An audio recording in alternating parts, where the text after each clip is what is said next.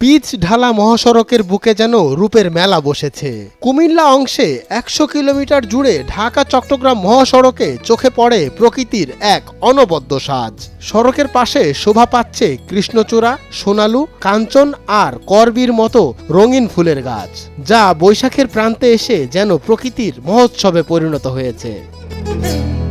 দাউদকান্দি থেকে শুরু করে ফেনীর মোহাম্মদ আলী সড়ক পর্যন্ত মহাসড়কের কুমিল্লা অংশে সৃষ্টি হয়েছে এক মনোরম দৃশ্যপট। সড়কে চলাচলকারী যাত্রীরা এই সৌন্দর্যে অভিভূত, যেন পথের ক্লান্তি মিলিয়ে গেছে ফুলের হাসিতে। এমন নয়নাভিরাম পরিবেশ গড়ে তোলার নেপথ্যে রয়েছে সড়ক বিভাগের পরিকল্পিত উদ্যোগ। রোপণ করা হয়েছে ফুল ফোটানো বিভিন্ন প্রজাতির গাছ। যেখানে গাছ নষ্ট হয়েছে সেসব স্থানে নতুন গাছ লাগানোর কাজও চলছে।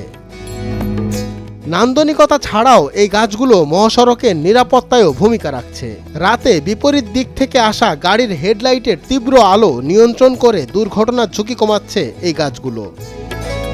তবে সৌন্দর্য টিকিয়ে রাখতে দরকার নিয়মিত পরিচর্যার। স্থানীয়দের প্রত্যাশা সড়ক বিভাগের এই উদ্যোগ যেন রক্ষিত থাকে পরিচর্যার মাধ্যমে, যাতে মহাসড়ক শুধু যাত্রাপথ নয়, হয়ে ওঠে এক সুন্দর অভিজ্ঞতার নাম। মঞ্জুর এ মাওলা, নয়া দিগন্ত।